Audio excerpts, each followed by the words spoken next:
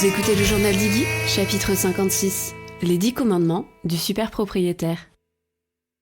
Bonjour et bienvenue dans le podcast qui raconte le quotidien en tant que propriétaire de chevaux. Moi c'est Fanny, je suis cavalière et propriétaire d'une jeune jument qui s'appelle Iggy. Avant de me lancer dans cette aventure dont j'ai toujours rêvé, je me suis posé énormément de questions. Et il m'a manqué un support pour pouvoir faire mes recherches, pour pouvoir m'aider, me guider à travers ce parcours.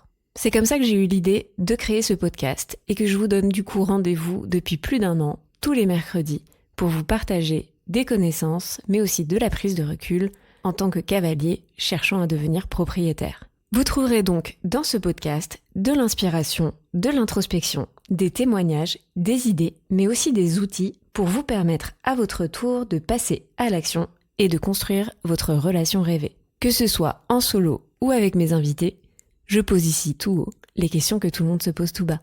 Waouh, je viens de me rendre compte que le titre de l'épisode peut être un petit peu intimidant ou peut-être un petit peu ça met la pression quoi. Et c'est pas du tout le but. Aujourd'hui dans cet épisode, j'ai envie qu'on parle de la responsabilité du gardien en quelque sorte et surtout de la responsabilité que l'on se met et comment on pourrait peut-être cadrer cette responsabilité, qu'est-ce qu'il est important de faire et qu'est-ce qui est, c'est pas une question que ce soit moins important, mais qu'est-ce qui est peut-être à un 2e niveau. Voilà. Donc je vous invite à vous installer confortablement.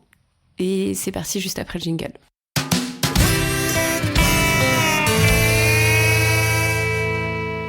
Déjà, avant de commencer, j'ai envie de vous parler. En fait, vous m'avez fait plutôt un feedback ces derniers temps. Je pense qu'il y a de nouvelles personnes qui arrivent sur le podcast. Enfin, j'en suis sûre puisque je vois les taux d'écoute qui grimpent. Mais disons que ces nouvelles personnes, elles redémarrent depuis le début. Elles écoutent l'épisode 1. Moi, c'est ça, il y a 18 mois d'écart aujourd'hui en date du 11 octobre quand j'enregistre cet épisode. Donc il y a à peu près 18 mois d'écart entre le moment où j'ai démarré le podcast et le moment où je diffuse ce numéro 55. Et forcément, c'est pas que les choses ont changé, mais c'est peut-être que le podcast a atteint une sorte de nouvelle maturité.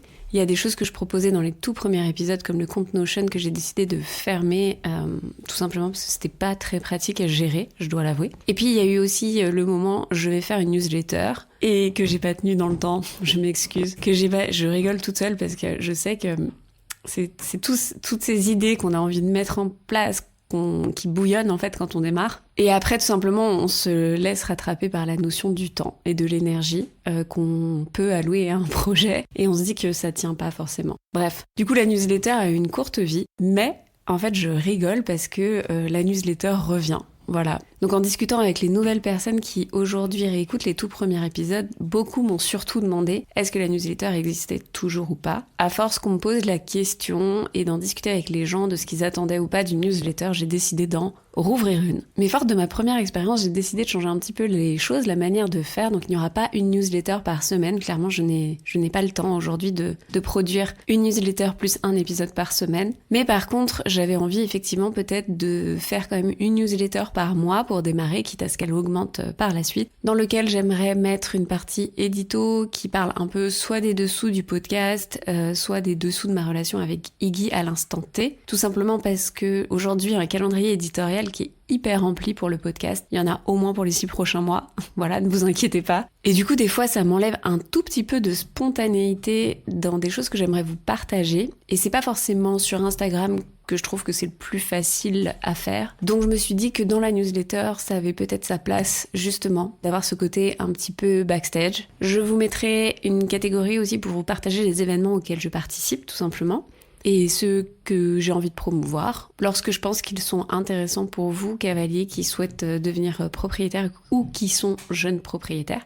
Et puis bien sûr, il y aura toute une partie tips, recommandations de lecture, mais aussi les actualités en tant que telles des différents programmes de formation et masterclass qui arrivent très très bientôt sur le journal d'Iggy. Alors, si j'ai commencé par cette longue petite aparté de démarrage, c'est parce que lors de l'inscription à la newsletter, j'avais envie d'offrir un petit goodie, quelque chose de nouveau que vous n'aviez jamais eu. Et c'est là que m'est venue l'idée de rédiger ces fameux 10 commandements du super propriétaire. J'ai pris beaucoup de plaisir à le faire, vous allez voir, je me suis marrée, on va en discuter juste après. Et c'est vraiment en faisant donc cet exercice de rédiger des commandements en fait du super propriétaire qui est lié, donc comme je le disais dans l'intro, à la responsabilité que l'on se met, que l'on va prendre. Je me suis aussi dit que ça manquait peut-être un poil de contexte pour que ce soit, alors c'est pas qu'il faut pas que ce soit pris au pied de la lettre, mais en tout cas que l'intention de départ que moi j'y mettais n'était pas de culpabiliser les gens ou de pointer du doigt ceux qui n'arriveraient pas à avoir les 10 commandements du premier coup. Bref, trêve de blabla, il est temps de démarrer, donc ne prenez pas de notes puisque vous pourrez recevoir le PDF donc des 10 commandements du super propriétaire directement sur votre mail en vous inscrivant à la newsletter. Bien évidemment, le lien se trouvera en description de l'épisode. J'ai pour habitude de dire que, en fait, devenir propriétaire, c'est changer de mindset, c'est changer de paradigme, c'est passer de l'état de cavalier, où on est un petit peu micromanagé, coaché en permanence sur tout, avec une vision assez réduite finalement de la gestion du quotidien du cheval. Quand on quitte cet état de cavalier, préservé d'une certaine réalité, alors c'est pas forcément cette notion de préserver parce qu'au final personne cherche à nous protéger, c'est plutôt on n'a pas pour habitude de voir ce qui se passe de l'autre côté du miroir. On change de monde, on bascule dans un trop-plein de responsabilités qui nous arrivent, la charge d'un autre être vivant, la charge de son bien-être, la charge de sa santé physique, mentale. Bref, tout cela peut être intimidant, tout cela s'accompagne souvent aussi d'une perte de repères, et du coup s'ensuit la frustration, la culpabilité, parfois la honte, enfin bref, tout le panel des émotions un peu négatives qui ne sont pas graves en soi, parce que ça nous montre juste qu'il y a des lacunes, voilà, qu'il faut qu'on comble, mais qui, quand elles s'installent, peuvent mener à ce qu'on appelle le fameux pony blues, le burn-out du gardien, etc., etc. Finalement, quand on parle de responsabilité, on a du mal à se projeter sur le contour exact de ces responsabilités. C'est pas facile d'anticiper l'intégralité des sujets que l'on va devoir manager pour assurer une belle vie à notre cheval. Et c'est pour ça que je vous propose, et je reviens avec cette liste des 10 commandements, comme une sorte de guide un peu à travers le brouillard, pour celles et ceux qui n'auraient pas encore plongé tête baissée dans l'aventure, ou pour celles et ceux qui démarrent et qui n'ont pas encore justement tous leurs repères, tout le cadre qu'ils vont devoir s'approprier pour pouvoir jouer à l'intérieur. Alors le tout premier commandement peut sembler être une évidence, mais il est toujours important de rappeler les évidences. Commandement numéro 1, de combler ses besoins, une priorité, tu feras. Comme on dit, pas de bras, pas de chocolat. Si vous voulez un cheval bien dans sa tête, il faut absolument répondre à ses besoins fondamentaux. Cette responsabilité tout particulièrement, c'est celle du gardien. C'est celle qui doit un petit peu driver votre quotidien dans vos choix. Sans être laxiste non plus, il y a bien évidemment des variables, il y a des ajustements, mais d'une manière générale, le quotidien de votre cheval doit absolument être composé de fourrage, de liberté, de mouvement et de copains. Point. Il n'y a pas de cheval qui préfère rester tout seul, il n'y a pas de cheval qui déteste en fait bouger et reste dans son paddock de sable sans mouvement, donc c'est qu'il doit s'ennuyer. Il n'y a pas de cheval qui ne soit pas gourmand et qui n'est pas obligé de manger toute la journée. Ça, ce sont soit des excuses, soit des dérèglements que vous observez parce que justement votre cheval a été conditionné ou reconditionné dans un environnement qui n'est pas approprié. Et il va falloir bien évidemment une adaptation. Mais sur le long terme, même le cheval qui semble toujours s'ennuyer dans un paddock de sable va se mettre en mouvement si vous lui remettez une vie au pré, ou si vous lui remettez une vie en paddock avec des congénères. Le commandement numéro 2, c'est « t'oublier, tu ne devras pas ». Parce que oui, l'un ne va pas sans l'autre. La responsabilité de combler les besoins fondamentaux est une priorité, mais pour autant, elle ne doit pas non plus vous obliger à vous mettre dans un état, vous, de burn-out. Grosso modo, ça veut dire que vous pouvez pas vous rendre malade ou culpabiliser de ne pas en faire assez en permanence. C'est impossible de prendre soin de l'autre si vous n'allez pas bien vous-même.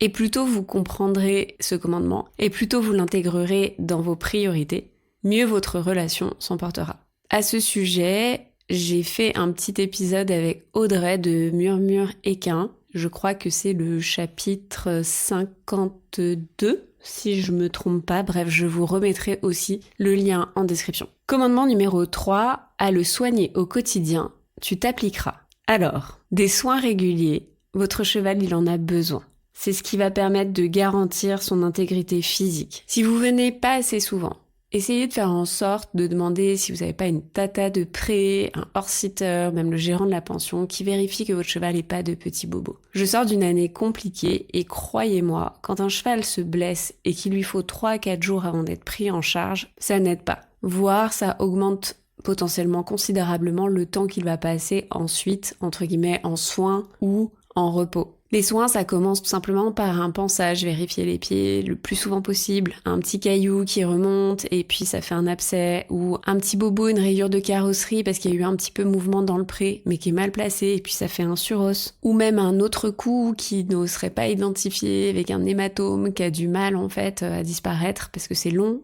Tous ces petits indices, si vous venez pas assez régulièrement, vous pouvez pas les voir. On parle aussi pas assez souvent, je trouve, des petits bobos de bouche, et sachez que forcément un cheval quand il mange 15-16 heures par jour, quand ça va pas à l'intérieur de la bouche, c'est un cheval qui va avoir des problèmes pour s'alimenter. Et si votre cheval a des problèmes pour s'alimenter, derrière vous avez un cheval qui potentiellement peut avoir des risques d'ulcères ou de coliques.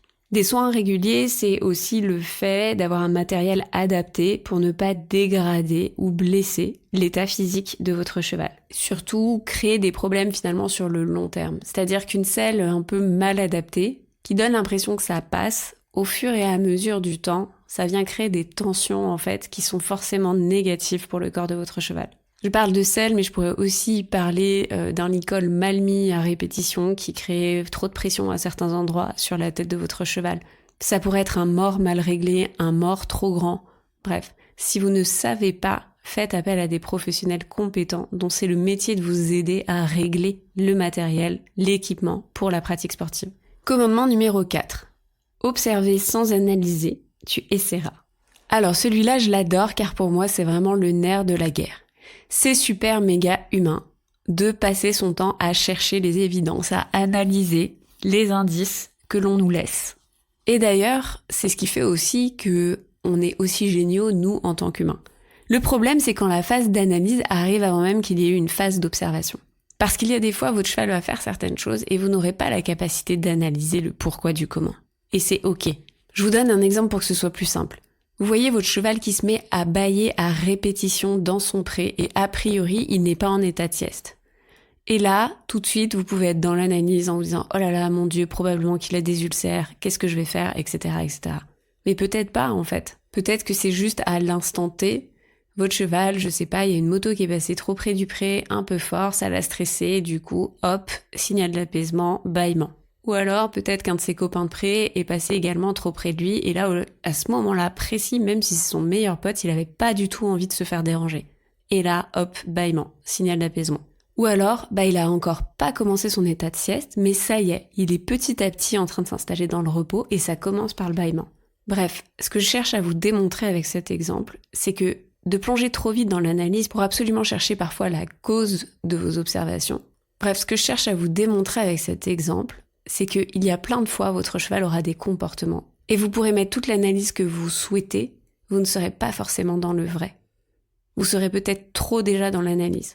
L'observation, la vraie, c'est celle qui notifie sans partir dans la réflexion, sans partir dans la recherche d'éléments, d'arguments qui viendraient confirmer une théorie ou pas.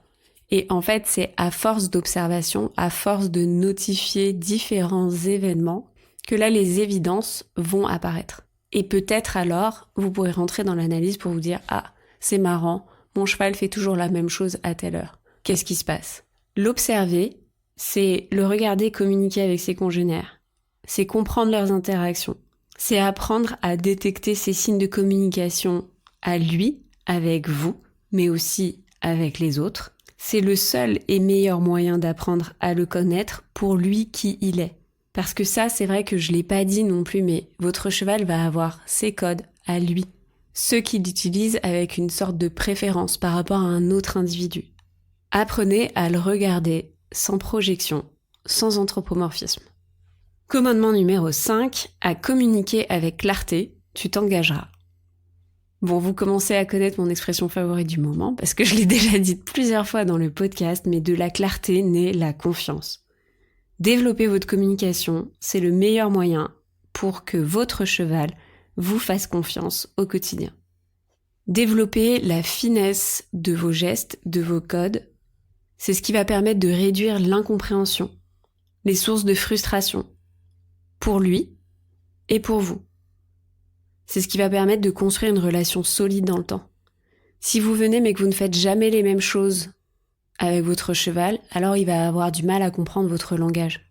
Réfléchissez à vos codes, réfléchissez à vos actions, réfléchissez à ce qui est ok pour vous, pas ok pour vous. Je veux pas vous sortir une liste toute faite, car là, il y a des questions de préférence. Il y a des gens, ils s'en foutent si leur cheval rentre vraiment dans leur bulle pour se faire caresser la tête, quitte à les bousculer un peu. Si c'est ok pour eux, alors j'ai rien à dire. Mais il y a des gens qui peuvent se sentir en danger, surtout les premiers temps quand ils ne connaissent pas encore ce cheval-là.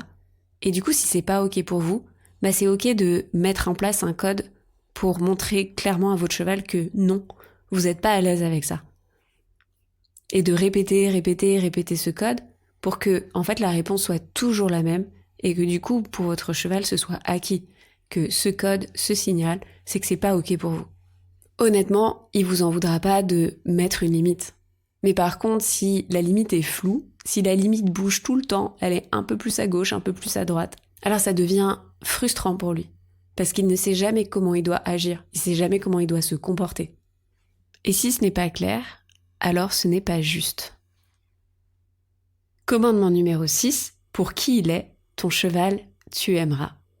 Bon, celui-là c'est mon deuxième préféré, je dois avouer. Ne projetez pas sur votre futur cheval ou sur votre cheval vos rêves d'enfant. Oui, c'est hyper important d'avoir des rêves, des objectifs et de chercher à les accomplir.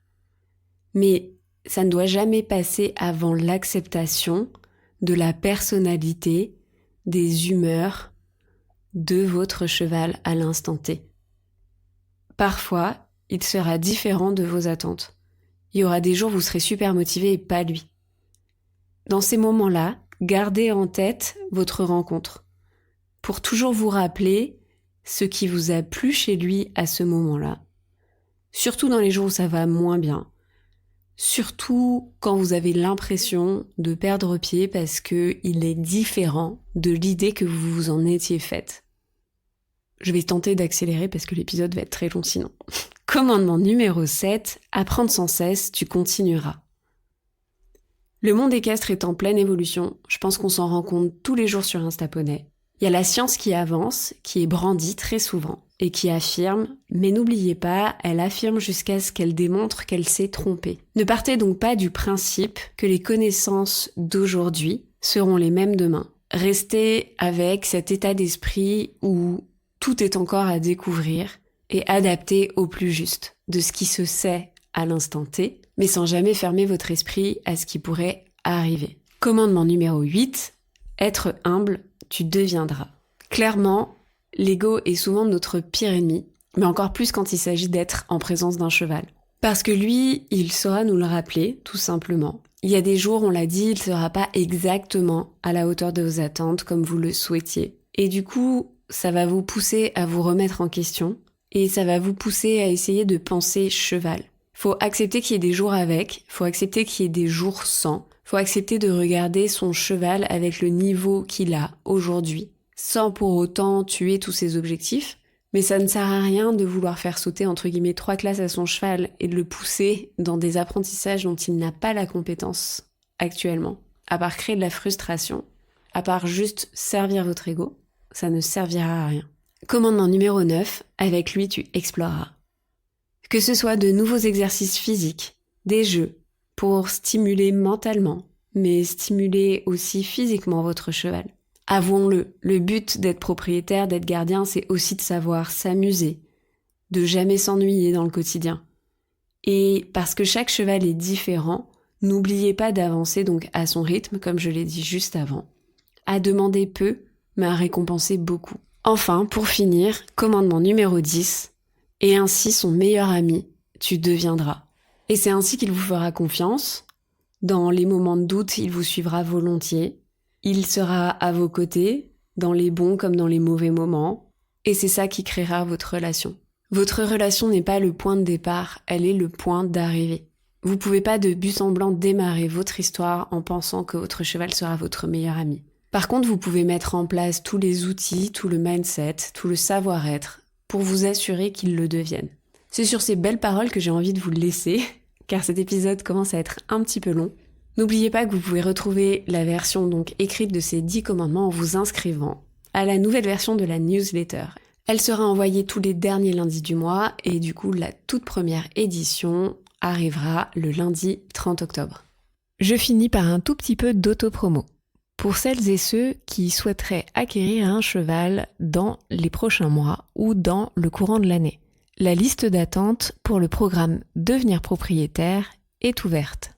Vous retrouverez en description donc de l'épisode le lien pour découvrir l'ensemble du programme vidéo et pour pouvoir faire votre inscription si vous le souhaitez. En attendant la semaine prochaine, n'hésitez pas à nous rejoindre sur Instagram et TikTok si vous voulez suivre notre quotidien à Iggy et moi. Merci de votre écoute et à très vite.